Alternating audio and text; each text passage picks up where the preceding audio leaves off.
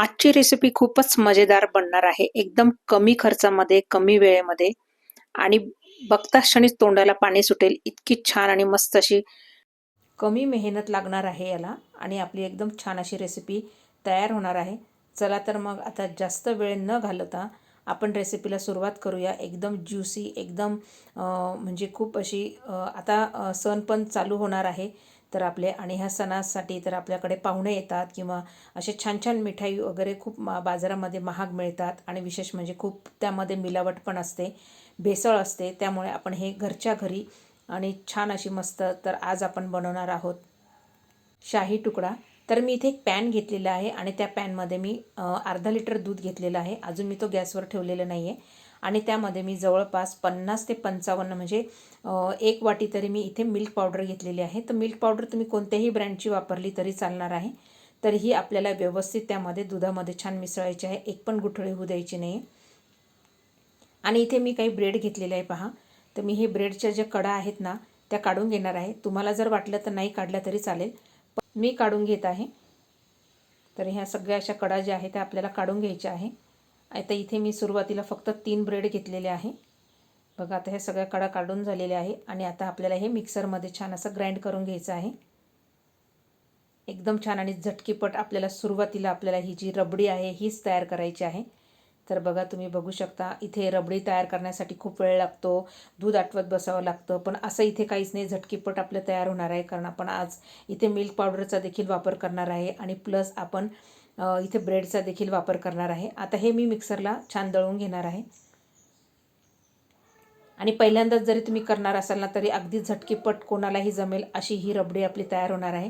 बघा आता इथे मी ब्रेड जे आहे ते झालेले आहेत आपल्याला मिक्सरला ग्राइंड करून आणि इथे बघायचं आहे. तर मग आता मी इथे सगळ्या गुठळ्या ज्या आहेत त्या मोडून घेणार आहे. बघा आणि आता आपल्याला इथे गॅसवर हे ठेवायचं आहे आणि लो टू मिडियम गॅसवरच आपल्याला हे कंटिन्यू आपल्याला हे स्टर करत राहायचं आहे.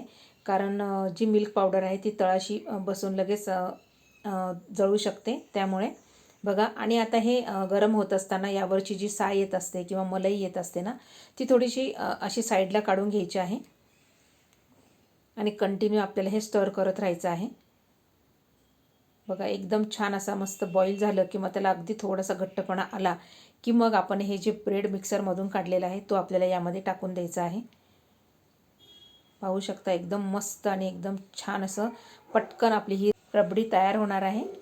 बघा एकदम मस्त. आणि आता यामध्ये आपल्याला इथे मात्र आपल्याला जरा कमी साखर घालायची आहे. तर इथे मी माझा छोटा चमचा असल्यामुळे मी इथे कमी साखर टाकलेली आहे, 4 ते 5 चमचे टाकलेले आहे. बघा आता हे व्यवस्थित आपल्याला ढवळून घ्यायचं आहे, हलवून घ्यायचं आहे. आता साखर टाकल्यामुळं काय होतं की हे पुन्हा थोडंसं पातळ होणार आहे, पण आपल्याला हे कंटिन्यू आपल्याला असं हलवत राहायचं आहे थोडासा घट्टपणा येईपर्यंत. आणि साईडला जी मलई जमा होते ना ती देखील आपल्याला आतमध्ये टाकत राहायची आहे कट करून. त्याने काय होईल की आपली जी रबडी आहे ती अगदी मलईदार होणार आहे. आता यामध्ये मी थोड्याशा केशरच्या काड्या टाकत आहे अगदी फ्लेवर आणि कलर येण्यासाठी. तर ऑप्शनल आहे, तुम्हाला जर नसेल टाकायचे तुम्ही नाही टाकलं तरी चालणार आहे. बघा ते मस्त असं स्टर करत राहायचं आहे आणि अगदी घट्टपणा आलेला आहे. बघा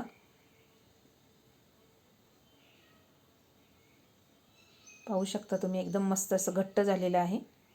तर इथपर्यंत आपल्याला घट्ट करून घ्यायचं आहे, कारण हे जसं नंतर गार होईल ना तसं तसं अजून जास्त घट्ट होत जाईल. तर आता इथं मी गॅस बंद केलेला आहे आणि कंटिन्यू मध्ये मध्ये आपल्याला हा स्पून चालवत राहायचा आहे. तर इथे आपल्याला शुगर सिरप करायचं आहे. तर मी एका वाटीने 1 वाटी साखर घेतलेली आहे आणि तेवढ्याच वाटीने 1 वाटी पाणी घेतलेलं आहे. आणि आपल्याला इथे चाचणी वगैरे असं काही करायचं नाहीये. तर साखर विरघळेपर्यंत आणि फक्त हाताला चिपचिप असं लागेल इतकं आपल्याला, जसं आपण मध वगैरे असं हाताला चिटकतं ना, बस इतकंच आपल्याला फक्त हे शिजवून घ्यायचं आहे. आता यामध्ये इथे मी वेलची पावडर जी साखरेमध्येच ग्राइंड करून घेतलेली होती ती टाकलेली आहे. तर मध्ये मध्ये आपल्याला असं चेक करत राहायचं आहे. फक्त बोटांना असं चिगट लागलं पाहिजे इतपत आपल्याला हे जे साखर आहे शुगर सिरप हे शिजवून घ्यायचं आहे. आता हे झालं आहे तर इथे मी गॅस बंद करते आणि इथे मी काही आता ड्रायफ्रुट्स घेतलेले आहे. तर आता सध्या माझ्याकडे इथे फक्त बदाम होते आणि काही गुलाबाच्या पाकळ्या ज्या आहेत ना सुक्या त्या घेतलेल्या आहेत. आणि इथे मी ब्रेड घेतलेला आहे. आता हे ब्रेड जे आहे याचे मी स्लाइस म्हणजे कडा काढणार नाहीये इथे. तर बघा आता हे अशा पद्धतीने आपल्याला हे कटिंग करून घ्यायचं आहे. तर मग मी इथे 2-2 ब्रेड हे कटिंग करून घेणार आहे. व्हिडिओत दाखवल्याप्रमाणे तुम्ही पाहू शकता. व्हिडिओ जर आवडला तर नक्की सबस्क्राईब करा बरं का. एकदम छान आणि एकदम मस्त अशी मिठाई तयार होणार आहे. आपल्याला अशी जर मिठाई आपण तयार केली तर आपल्याला मार्केटमधली मिठाईची सुद्धा गरज पडणार नाही. इतका सुंदर हा आणि एकदम सोप्या पद्धतीने आपला हा शाही तुकडा जो आहे तयार होणार आहे. आता इथे मी आकार दिलेला आहे, अगदी त्रिकोणी आकार दिलेला आहे. तुम्हाला जर अगदी आकार द्यायचा असेल तर एखाद्या छोट्या वाटीने वगैरे सुद्धा तुम्ही हे ब्रेड तसे कट करू शकता. पण मी इथे त्रिकोणीच आकार ठेवलेला आहे. बघा आता अशा प्रकारे मी हे सगळे कट करून घेणार आहे. आता इथे दुसरीकडे मी गॅसवर एक पॅन ठेवलेला आहे. इथे मात्र कढई न ठेवता तुम्ही पॅन ठेवा आणि त्यामध्ये छान असं तेल मस्त असं गरम होऊ द्यायचं. आणि नंतर लो टू मिडियमवर आपल्याला हे जे ब्रेडचे स्लाइस केलेले आहेत आपण कटिंग केलेले जे आहेत ते मस्त असे खरपूस तळून घ्यायचे आहेत आपल्याला. एक साईड झाल्यानंतर पलटी करून परत दुसरी साईड आणि अगदी बदामी कलरवरच आपल्याला हे घ्यायचे आहे. पाहू शकता तुम्ही इतका मस्त आपला हा शाही तुकडा तयार होणार आहे. एकदा जर तुम्ही केला ना अगदी झटकीपट होणारा हा, अगदी कोणी पाहुणे जरी आले ना तरी तुम्ही हा करणारच आणि हा सगळ्यांना आवडणार आहे. कोणी म्हणणारच नाही की हा तुम्ही घरी बनवलाय का, कारण सुंदरच तयार होतो तो.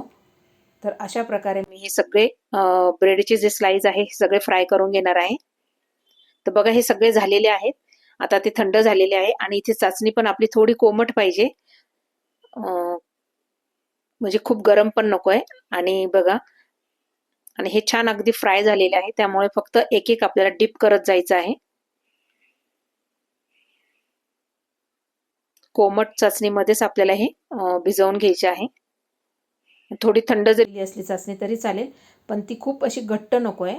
कोमट असली म्हणजे कशी थोडीशी पातळ असते ती, त्यावर पूर्ण छान अशी कोटिंग होते. बघा हे असे सगळे मी डिप करून ठेवलेले आहे. बघा आता यावर जी रबडी तयार केलेली आहे ना ती यावर टाकून घ्यायची आहे. बघा एक तर तुम्ही पूर्ण याला पण लावू शकता किंवा हे अशी जरी लावली तरी चालणार आहे. म्हणून रबडी जास्त गोड नाही करायची, कारण आपण नंतर शुगर सिरपमध्ये सुद्धा हे बुडवणार आहोत.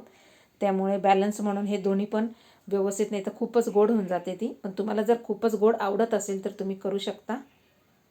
बघा आता याच्यावर मी रबडी टाकून घेतलेली आहे. काही बदामाचे जे काप केले होते ते देखील टाकून घेतलेले आहे. वरतून थोडंसं मी केशर काड्या लावून घेतलेले आहे आणि गुलाब पाकळ्या. तर तुम्हाला व्हिडिओ आवडला असेल तर नक्की लाईक करा व कमेंट करा.